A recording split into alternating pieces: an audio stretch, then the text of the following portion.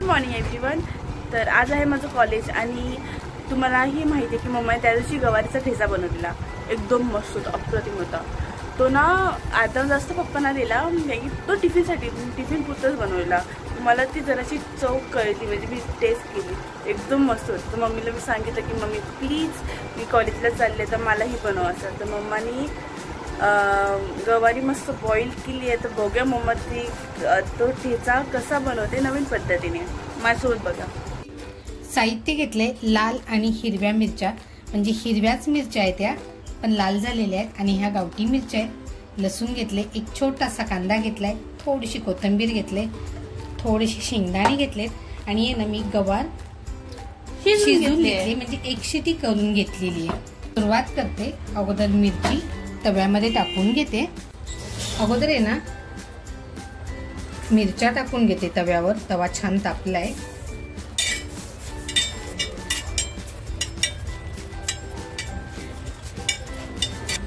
लसूण घेतली होती ना, ती लसूणही टाकते।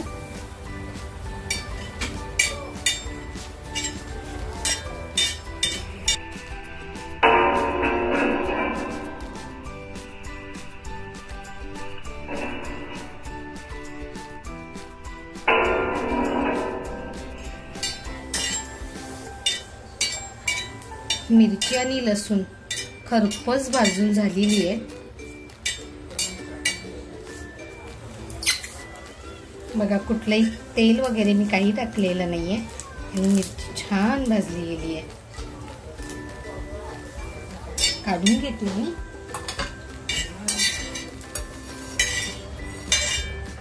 आता आहे ना शेंगदाणे भाजून घेते।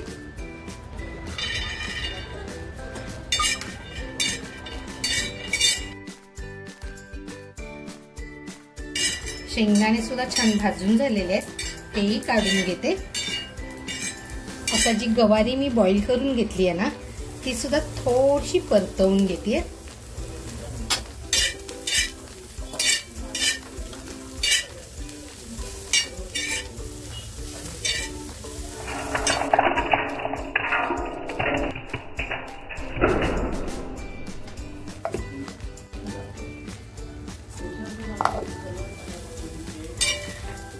गवारी सुद्धा छान फ्राय झाली आहे, आणि मिरची, लसूण, कोथिंबीर आणि शेंगदाणे सुद्धा बारीक झालेले आहेत। अजूनपर्यंत मी तेल वापरलेलं नाहीये। गवारी झालेली आहे, काढून घेते। छोटासा कांदा घेतलाय, बारीक कापून घेते। तेल टाकते,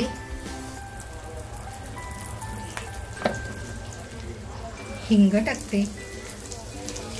हा ठेचा बनवते त्याच्यामुळे बऱ्यापैकी तेल टाकते। जो कांदा घेतला होता ना कापून, तो टाकते। आता जे शेंगदाणे, मिरची, कोथिंबीर हे सगळं जे लसूण बारीक करून घेतलं होतं ना मिक्सरला, ते टाकते।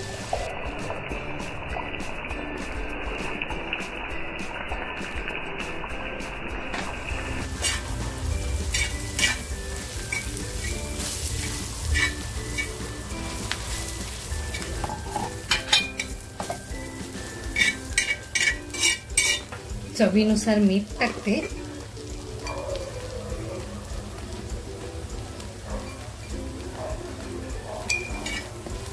माझ्या लेकीला ना झणझणीत हवाय, कारण हा ठेचा बनवतीये। थोडासा मसाला टाकते।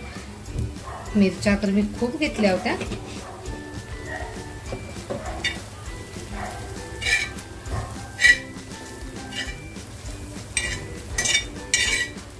आणि आता जी गवारी फ्राय करून घेतली आहे ना, ती टाकते।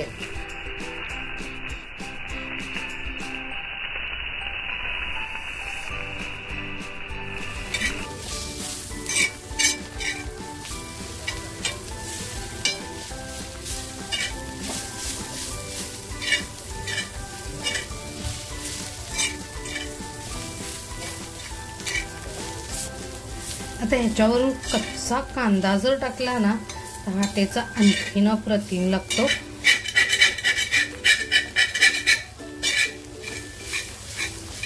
झटपट होणारा गवारीचा ठेचा, भेंडीचा ठेचाही खूप छान होतो आणि माझ्या लेकीला तो खूप आवडतो. आपला ठेचा तयार झालेला आहे. लेकीला हा टिफिन साठी हवाय.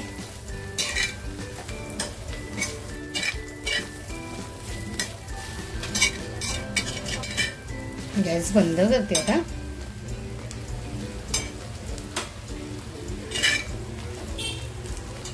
ठेचा तयार झालेला आहे, काढून घेते आता. लेकीला कॉलेजला निघायचंय.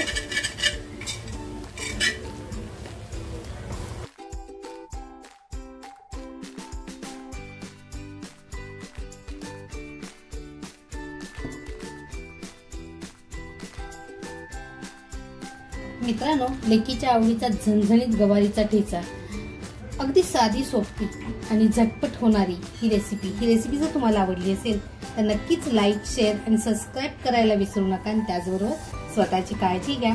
थँक्यू.